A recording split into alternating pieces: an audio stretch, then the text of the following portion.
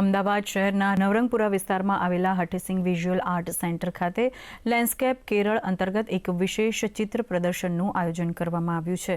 આ ચિત્ર પ્રદર્શન આગામી 5 ફેબ્રુઆરી દરમિયાન સવારના 11થી સાંજના 7 વાગ્યા સુધી ખુલ્લું રહેશે. ઉમા નાયર દ્વારા પસંદગી પામેલા આ પ્રદર્શનમાં પ્રવેશ નિઃશુલ્ક રાખવામાં આવ્યો છે. લેન્ડસ્કેપ કેરળ એ એક ફોટોગ્રાફી એક્ઝિબિશન છે, જેમાં 10 પ્રખ્યાત ફોટોગ્રાફર્સ દ્વારા સમગ્ર કેરળ રાજ્યમાંથી ખેંચાયેલી 100 તસવીરોનું પસંદ કરાયેલ કલેક્શન રજૂ કરવામાં આવ્યું છે.